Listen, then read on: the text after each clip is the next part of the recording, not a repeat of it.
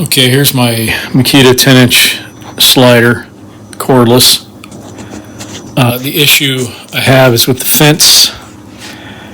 These fence pieces are removable, so when you're doing miter cuts, bevels, whatever, and then you can put them back in.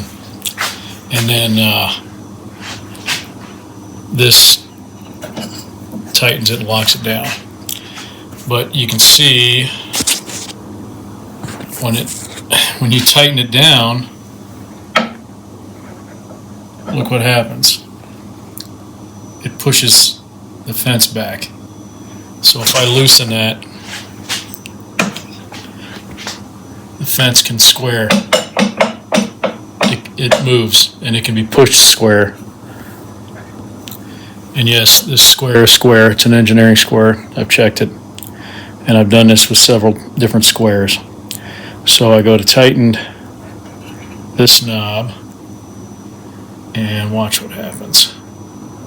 Boom, it clicks out, moves out there. And it's the same all along. See that light? You say, well, that's no big deal. It's like half a degree. Might be a degree. Well, it's a big deal if you're doing crown molding. If you're doing decks or, rafters, it's not a big deal. But if you're doing decks or rafters, you're probably not using this saw to cut those things. You're using your handheld. So I did a bit of a workaround where I tightened this up. There's a set screw, Allen head screw in here that helps the friction of this fit. And I tightened that up and it pushed the fence back out against the saw, or I'm sorry, against the square to make it square. But then you can't remove it because it's too tight, so it kind of defeats the purpose. So on a $600 or $800 saw, depending on if it's on sale, you shouldn't have to be doing this. So hopefully Makita can fix that.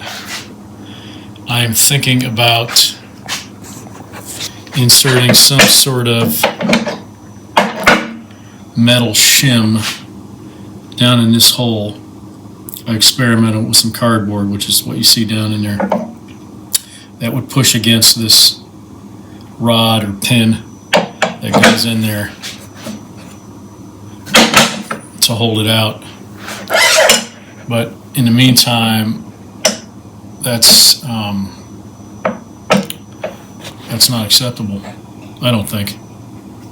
It's a little disappointing because everything else about this saw is rock star. It's awesome. The dust collection, the dual port dust collection is great. Second probably only to the K-Pex. And the cut, everything else, the bevels, everything else is dead on accurate, wonderful. But that's just, that's kind of a deal killer in my book. I'm still using it because I'm on this cordless platform. I'm on Makita batteries. I'm hoping maybe Makita come up with a fix, or I'll come up with a fix. Because other than that, it's a really, really nice saw. But as I mentioned, that's kind of, to have something this expensive and this accurate, and to have a major component of it be out that far is a problem.